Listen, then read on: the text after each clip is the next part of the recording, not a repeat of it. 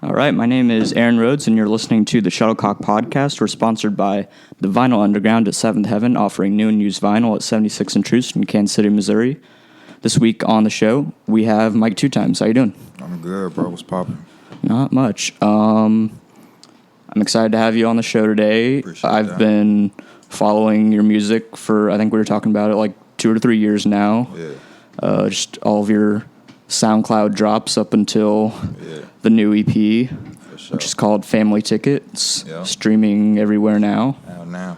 But yeah, I guess I wanted to take a step back and get a little biographical, start kind of the early years. What were like some of your first experiences with music like growing up? My first experience with music was probably when I was, I know it was when I was 8. I know I used to be a big fan of Lil Wayne. Mm-hmm. My mama had got me an iPod, not an iPod, an MP3 player for Christmas. And just downloaded a whole bunch of Lil Wayne songs and stuff. And I guess it came natural, like the wordplay and stuff, like at a young age. Like I was at summer camp. This is my earliest memory, but it was when I was at summer camp in like 2nd, 3rd grade or whatever. We was outside on a playground, and they had me battle this one dude that was super funny. He was just a funny kid, like the class clown, but he was always rapping and stuff, like on some fun stuff. And I remember I was writing at home, and I used that in a battle I did. I don't even remember what I said, but yeah. After I rapped, everybody went crazy. All the teachers was over there. They was crowded up there. It was like, yeah, that boy got talent, you know. So after that, I got most of the lead roles and stuff for every year at summer camp. I got if we did a musical act or whatever, I was the one that was leading that. So that was big for me. Metropolitan days. I went to a Metropolitan for summer camp. And yeah, that was my earliest memory with the music. So like right out of the gate, you were like kind of into performing and like being in front of a crowd, like that kind of did something for you? I ain't even gonna lie to you. My first time in front of a big crowd, I had to be, so I was probably in 3rd grade at 8. So 4th grade, that next year, everybody was on my back about it. You gotta lead it. They called me DJ because my middle name Dewan, spelled DeJuan. And I got a twin brother named Mike, so we both named Mike, so I went by DJ up there. So they like, yeah, DJ, you gotta do it. So my first time at rehearsal, I remember this vivid. I got up there in front of everybody, and I just broke down crying because I was just shocked. Like, I didn't know what the fuck was going on. But after that, I got it together and stuff. That's when Lil Wayne had that song "Go DJ" out. That was. That was kind of a personal anthem for you, since that. Yeah. So you're going by. When I started crying, everybody like, "Go DJ!" That's my DJ, like trying to cheer me up and stuff like that. So I got over that, and ever since then, it just been easy. Cake work for me. No, yeah, because I mean, like I haven't hung around you that much, but like, I mean, you do kind of come off as like kind of quieter than the average rapper. So I guess it is good that you were able to break through any like stage fright or whatever that you had like pretty early on there. It's like when I'm on stage, it's a whole different. You got a whole different mic. Like, around the people I'm close to, they see a whole nother side. The goofy side, the more relaxed side, more comfortable side. But other than that, I'm just laid back, cool, But when it comes to the music and stuff, I'm gonna give it my all every time. So every performance I have, I don't let crowds or how many people, I don't let none of that dictate what I do. I'm gonna give it all every time. Every time I get on the stage. So you said you were a big fan of Lil Wayne as a kid, and so I guess, and I do hear like a lot of like Southern hip hop influence in some of your stuff, like as far as like the melodies and flows and even some. Crazy because I don't even like. It's cool that you say that. You know what I'm saying? I ain't bashing or nothing, but I just rap. You know what I'm saying? I don't think I really don't have the chance to really sit there and like break down my flow. Yeah, I'm sure it's more intuitive than it is like for thought out. But that's dope to hear you say that. Oh yeah, like Touchdown and On the Rise, and even like maybe one or two of the songs on the EP. Yeah, for sure. Yeah. No, and you do kind of like the little like Southern guitar lick instrumental too, like the Yeah, that's mainly because we going off type beats right now. Like, well, I was, but not right, not no more. But Yep. them earlier songs and stuff where you hear the guitar strumming and stuff like that, them was like type beats and stuff. But Yep. I try to make it my own as much as I could, you know. Hey, so what are some of those, like you say you start like at least performing music when you're like 8 or 9, Yeah. but like what are some of like the earlier like original songs that you're rapping?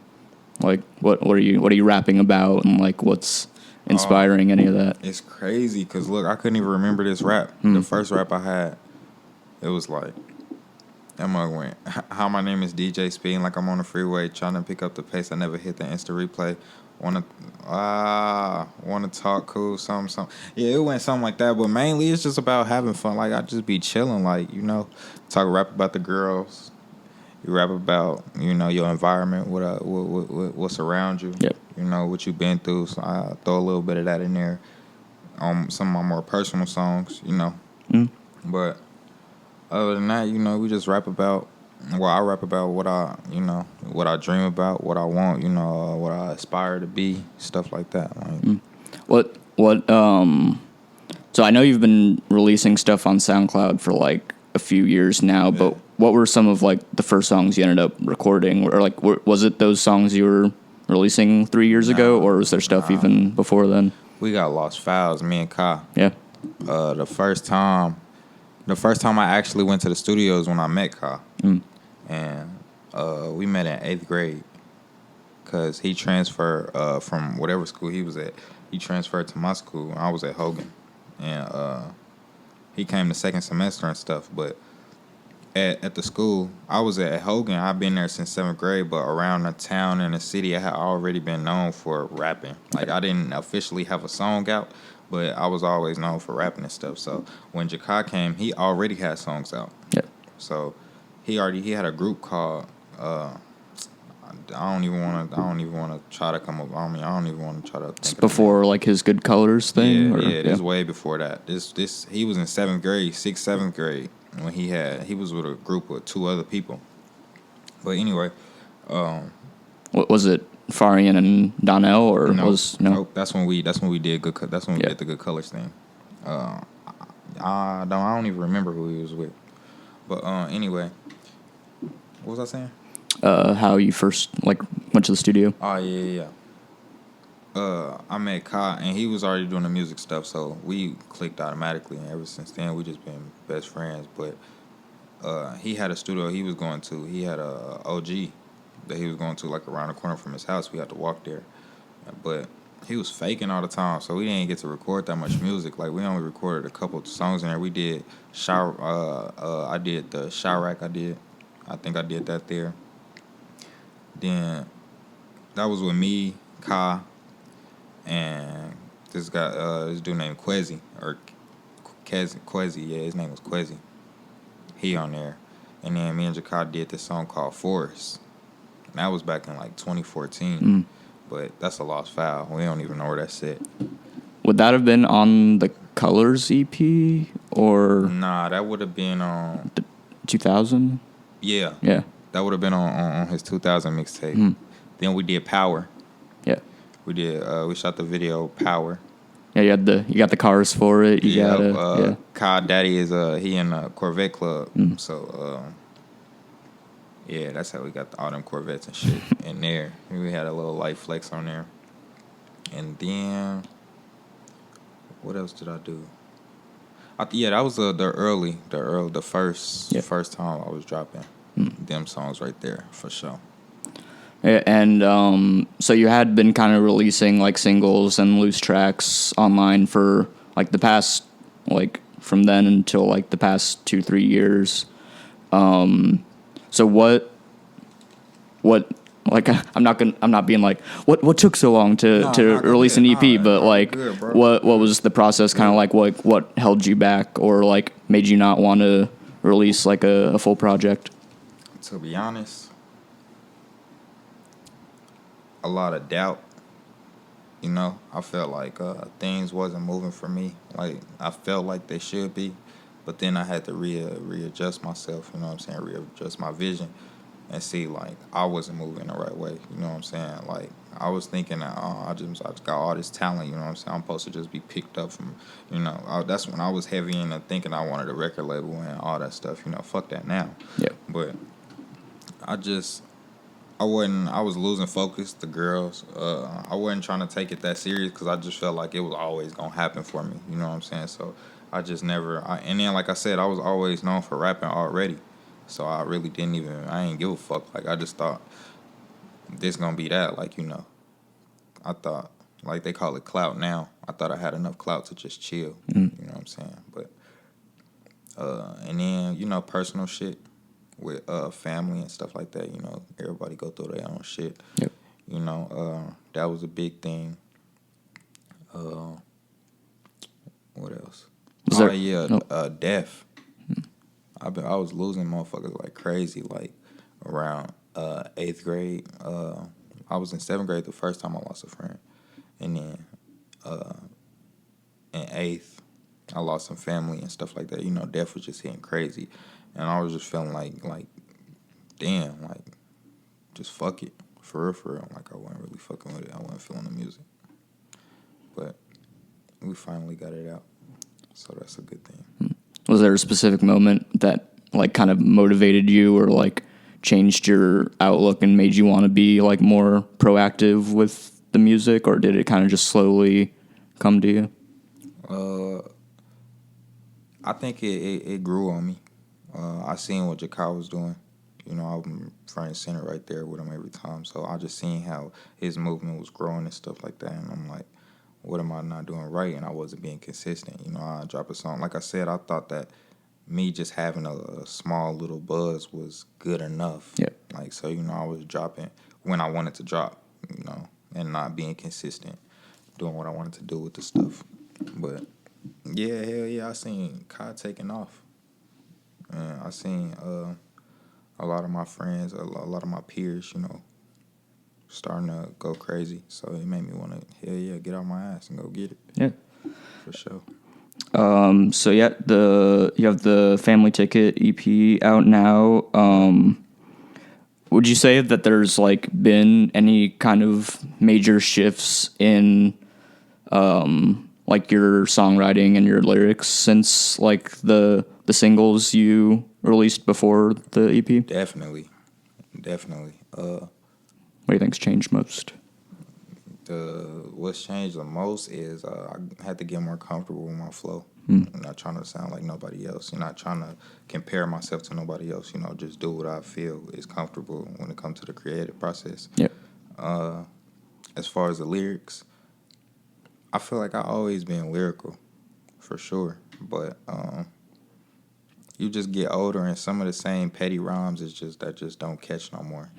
And I done got older, and my influences. At first, I said Lil Wayne coming up, Rick Ross, heavy, people like them. But then towards when Meek Mill came in the game, I was a big fan of Meek Mill. So I just wanted to be able to make songs and still be able to have some creativity with the lyrics and stuff like that. Like, I ain't trying to hold myself in a specific box when I'm rapping. So yeah.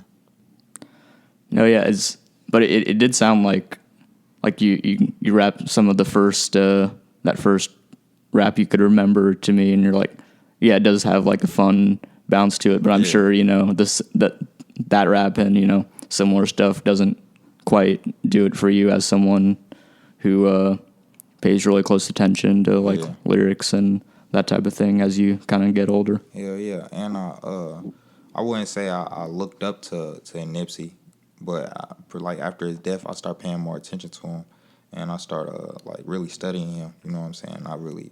I wouldn't compare myself to him, but I'd say like I'm on that type of hype, like more not conscious rap. You can't really say it's conscious rap because I'm not really, you know what I'm saying? I'm rapping about a lot of things, but I feel like having something to say, that means something. Like, that speaks volumes, The shit you write, the shit you put out, your lyrics and stuff, when you gone, what it's going to stand for, like, what it's going to mean. Like, I'm not gonna say a name, but I was listening to a rapper.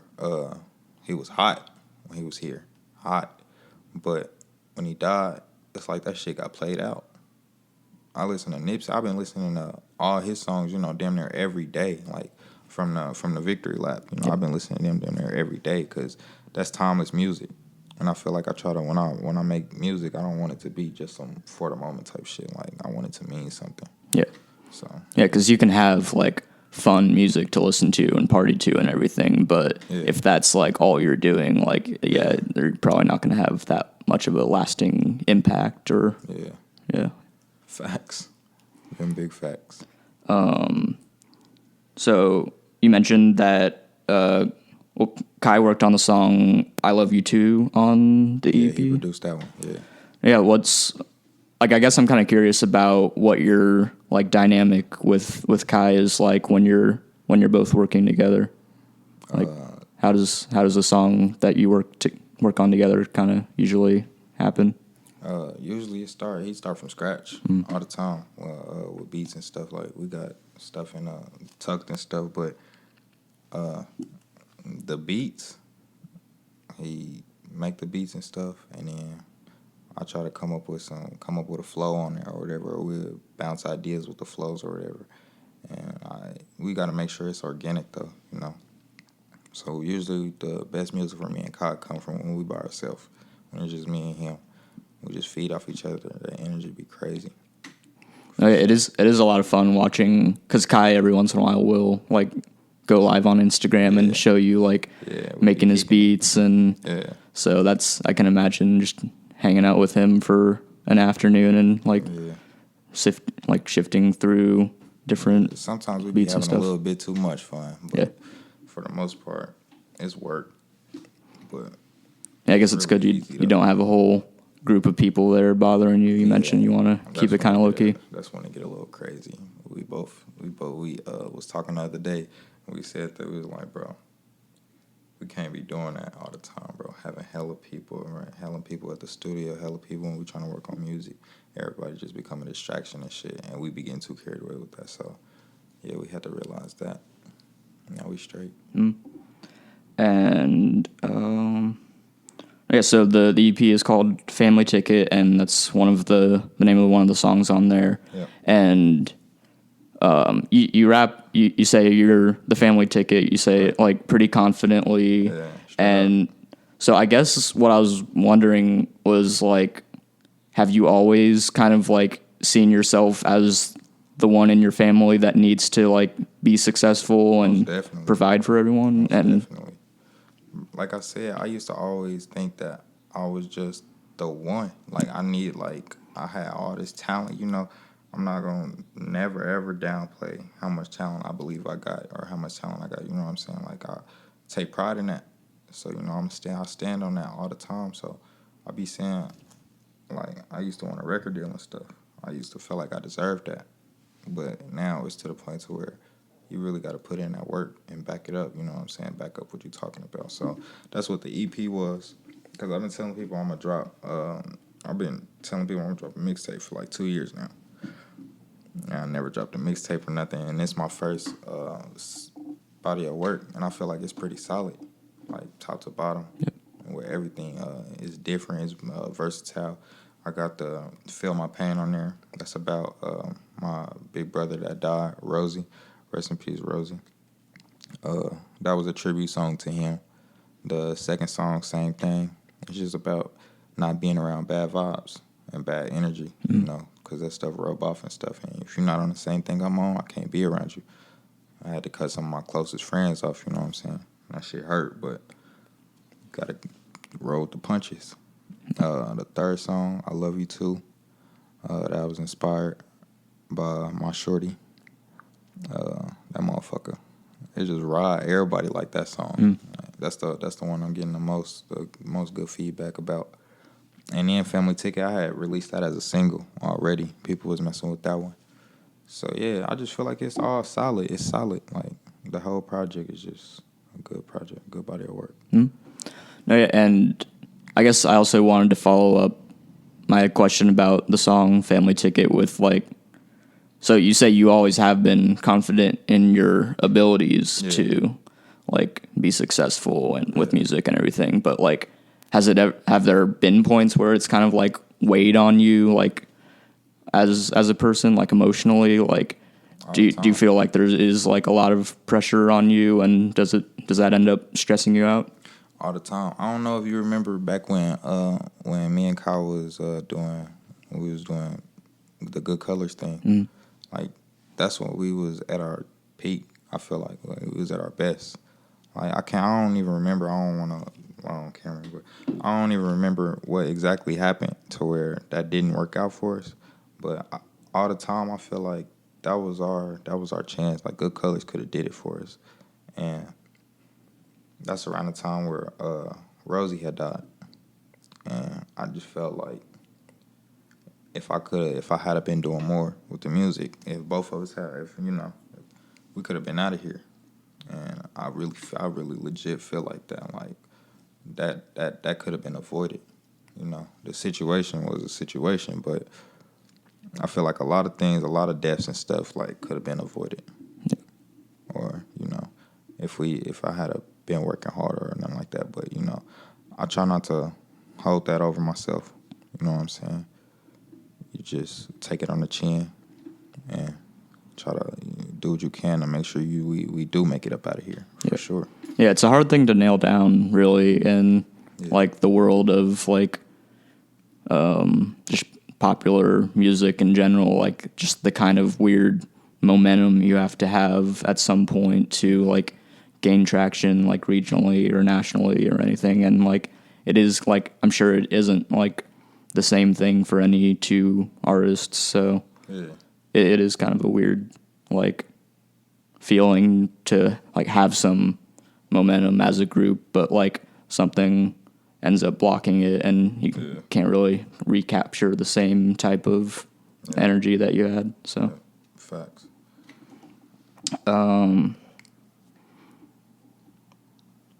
What else did I have here? We got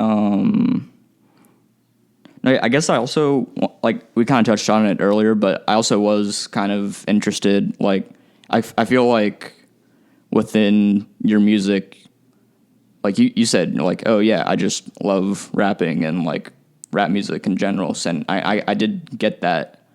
Like I did kind of understand that just from like going back and listening to all of your music because you have like a lean back freestyle, you have your Chirac remix, you have these kind of like southern hip hop songs. Yeah. So like I got a whole bunch of remixes I never released. Yeah. Like, I got hella remixes. I just never released them. But we come with all new content now. Like that stuff I'll probably release that later on. Like later on down the road. But I'm just trying to come with all new content. Just trying to get my fan base bigger. Have people tap in with me. The groundwork of it. Yeah, and I guess I was kind of curious just with what you may have next. You mentioned you still want to release a mixtape soon. Yeah, I want to probably in September, October, late October. I teased the mixtape I was gonna do called "To My Ladies for My Guys." That was gonna be a tribute mixtape to Rosie. Again, a 2 and a 4, the 2 My Ladies for My Guys. I'm probably gonna release that in October, and then probably another at the end of the year.